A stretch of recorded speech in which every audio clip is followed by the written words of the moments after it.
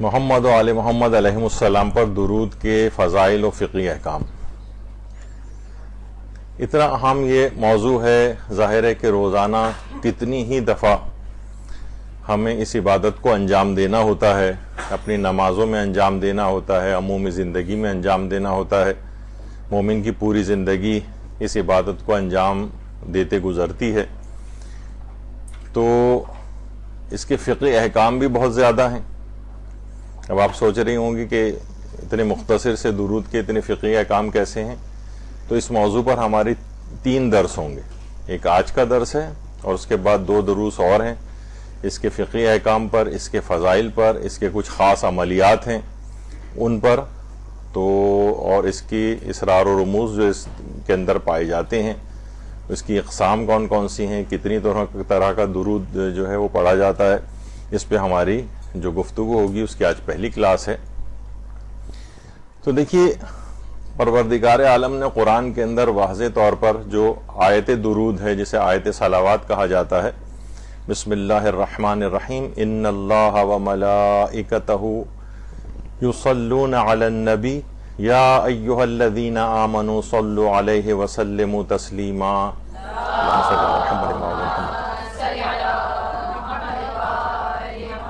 کہ بے شک اللہ اور اس کے ملائکہ نبی کے اوپر درود بھیجتے ہیں، اور اے صاحبان ایمان تم بھی ان کے اوپر درود بھیجو اور کثرت سے سلام بھیجو یا سر تسلیم کو خم کرو۔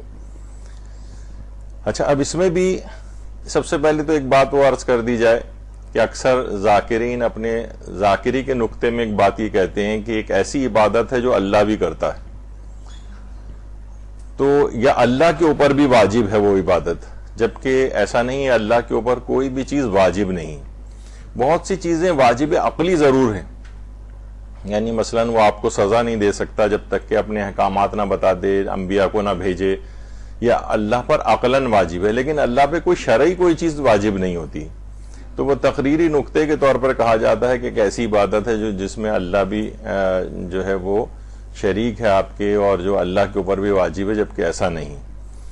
پھر اس کے اندر کیا ہے، یصلون، یعنی اس کو کہا جاتا ہے کہ یہ صیغہ جو ہے وہ مضارع کا ہے، جس کے اندر ان مضارع کا وہ صیغہ ہوتا ہے جس میں حال بھی شامل ہوتا ہے اور مستقبل بھی شامل ہوتا ہے، یعنی مستقل اللہ اور اس کے ملائکہ پیغمبر کے اوپر درود بھیجتے رہتے ہیں۔ تو یہ مسلسل یہ ایک ایسی اللہ کی طرف سے جو رحمت نازل ہو رہی ہے، مسلسل نازل ہو رہی ہے، اور یعنی اللہ کا اور ملائکہ کا یہ درود دائمی ہے، اس میں کوئی تعطل نہیں ہے، اس میں کوئی رکاوٹ نہیں ہے، کیونکہ مضارع کا صیغہ اس میں استعمال ہوا جو استمرار اور دوام پہ دلالت کرتا ہے، یعنی کنٹینیوس درود بھیج رہے ہیں۔ درود بھیجنے کے معنی ابھی آگے آئیں گے کہ اس کے معنی کیا ہیں۔ اور درود بھیجنا یہ پیروی ہے اللہ و ملائکہ، یعنی پیغمبر اکرم کے اوپر درود اور ان کی آل کے اوپر درود، یہ اللہ بھی مستقل بھیج رہا ہے، ملائکہ مستقل بھیج رہے ہیں۔ اب ہم جو یہ ان کی پیروی کر رہے ہیں، اب پروردگار عالم کی اور ملائکہ کی پیروی کر رہے ہیں، کیونکہ وہ یہ کام جو ہے وہ مستقل انجام دیتے ہیں۔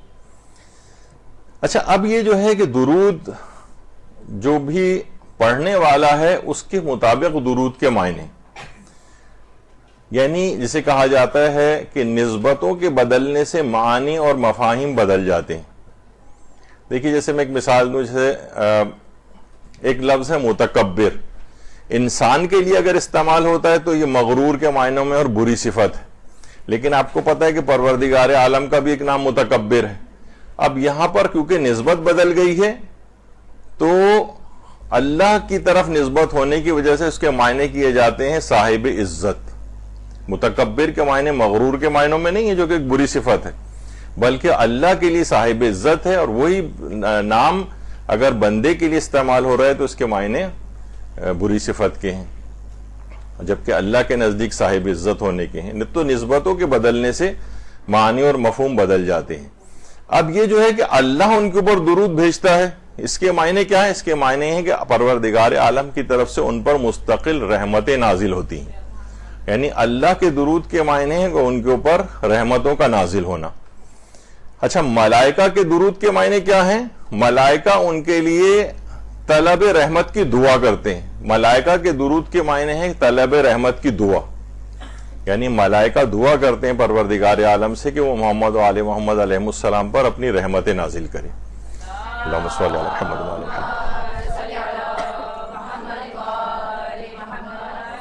اور مومنین کے درود ان اللہ و ملائکتہ، اس کے بعد اور صاحبان ایمان آپ کو بھی جو ہے ان کے اوپر درود بھیجنا ہے. تو مومنین کے درود کے معنی یہ ہوتے ہیں کہ وہ ان کی تعریف کرنا چاہتے ہیں کیونکہ وہ صاحب عزت ہیں، تو ان کے لیے ایک اچھے الفاظ، ایک اچھی دعا کے طور پر جو ہے وہ تو مومنین کا جو درود ہے وہ ان کی ثنا ہے، اصل میں ان کی تعریف ہے، ان کی جو احسانات ہیں ان کی قدردانی کا شکریہ ہے.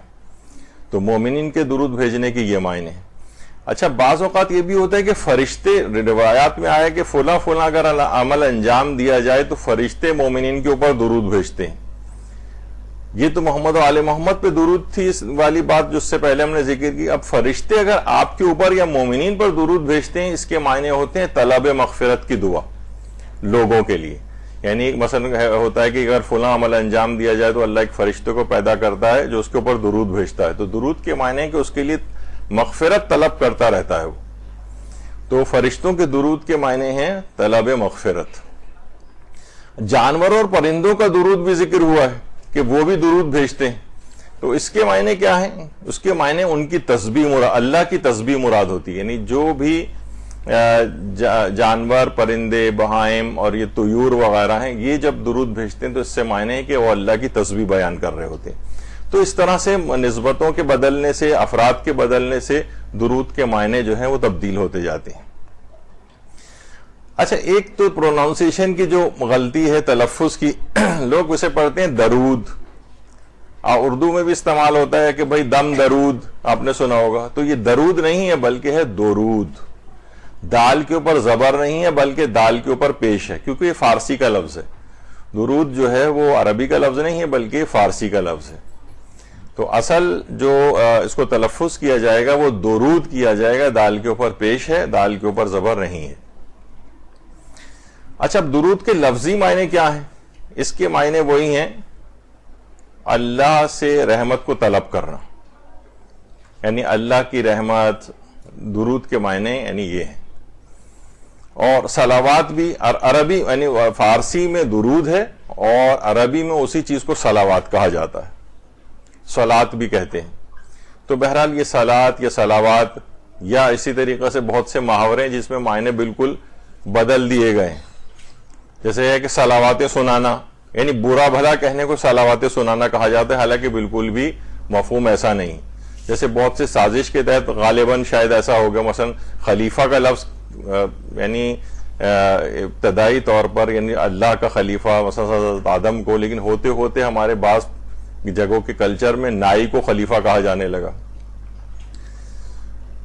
تو بہرحال ولایت، اب کوئی کتنا ہمارے ہاں ولایت جسے کہا جاتا ہے، ولایت جس طرح سے بھی لوگ اس کو پروناؤنس کرتے ہیں، تو جناب کتنا اس کا ویسے مفہوم ہے. لیکن کیا ہے کہ جناب کوئی انگلستان اگر جاتا تھا، انگلینڈ، تو اسے کہا جاتا تھا کہ ولایت گیا ہوا ہے. تو بعض اوقات مفاہیم اس طرح سے الفاظ کے زبانوں کے بدلنے سے یا زمانوں سے جو ہے تبدیل ہو جاتے ہیں. تو صلوات بھی وہی اللہ کی طرف سے رحمت کی جو دعا ہے اس کو صلوات کہا جاتا ہے، اور درود فارسی میں کہا جاتا ہے.